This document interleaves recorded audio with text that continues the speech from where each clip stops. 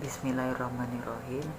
Perkenalkan, nama saya Muhammad Aram Firmansyah dengan NIM 1054411010122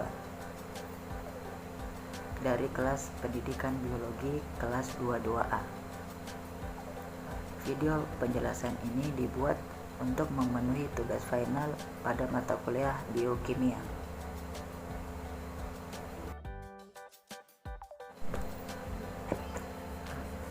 Sebelum kita mengetahui apa saja fase-fase pada glikolisis, kita harus tahu apa itu glikolisis. Glikolisis adalah suatu proses pengubahan glukosa menjadi dua molekul asam pirufat yang menghasilkan ATP serta NADH masing-masing dua disebut glikolisis.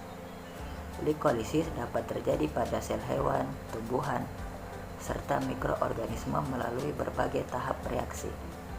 Proses glikolisis tersebut berlangsung di dalam sitoplasma dengan bantuan beberapa enzim.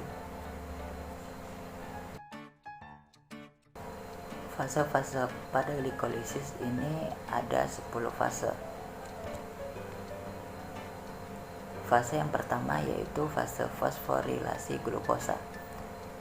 Pada fase ini, glukosa akan diubah menjadi glukosa 6-fosfat dengan bantuan enzim heksokinase atau glukokinase.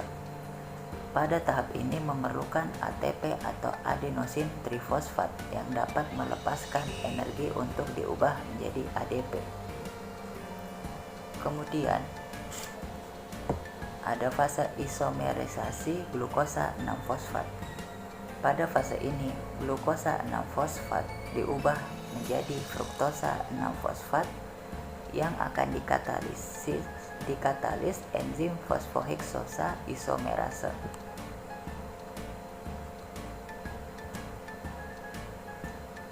Kemudian fase yang ketiga yaitu fase fosforilasi fruktosa 6-fosfat. Pada fase ini, fruktosa 6-fosfat diubah menjadi fruktosa 1,6-bifosfat. Pada reaksi ini akan dikatalisis oleh enzim fruktosa kinase dan membutuhkan energi dalam bentuk ATP. Kemudian fase yang keempat yaitu fase pemecahan fruktosa 1,6-bifosfat.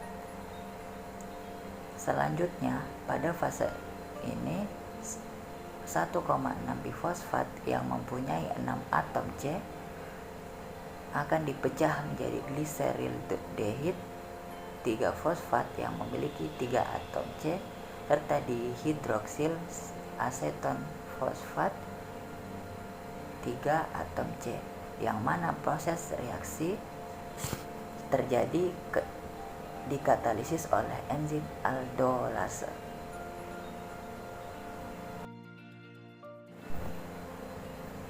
Kemudian fase yang berikutnya yaitu fase isomerisasi DHAP.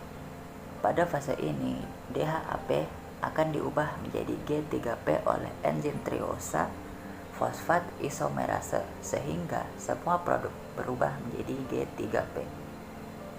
Kemudian fase oksidasi asam gliseraldehida 3-fosfat.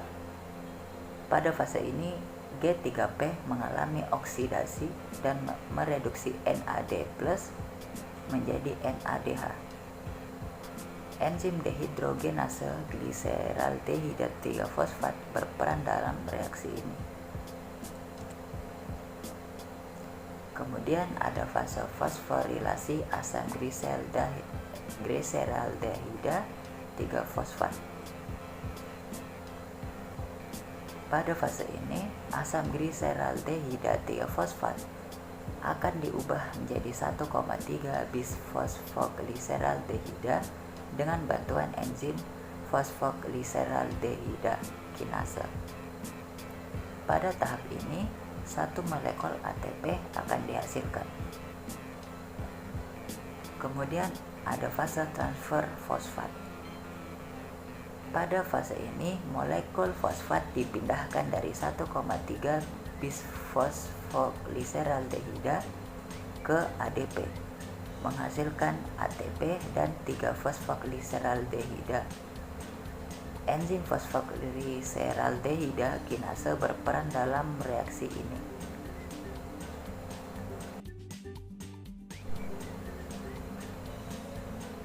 Kemudian ada fase isomerisasi 3 fosfoglyceraldehida. Pada fase ini, 3 fosfoglyceraldehida akan berubah menjadi 2 fosfoglyceraldehida melalui isomerase. Kemudian fase yang terakhir yaitu fase pembentukan pirufat. Pada fase ini, 2 fosfoglyceraldehida mengalami dehidrogenasi, menghasilkan molekul pirufat. Pada tahap ini, 1 molekul ATP lagi dihasilkan. Kemudian pada akhir glikolisis, hasil akhirnya adalah 2 molekul pirufat, 2 molekul ATP, dan 2 molekul NADH. Pirufat selanjutnya dapat memasuki siklus asam sitrat atau jalur lain dalam metabolisme seluler. Mungkin itu saja yang bisa saya jelaskan pada video penjelasan ini tentang pengertian dari glikolisis dan apa saja fase-fase yang terjadi pada glikolisis. Kurang dan lebihnya mohon dimaafkan. Nun wal qalami wa ma yasturun fastabiqul khairat. Assalamualaikum warahmatullahi wabarakatuh.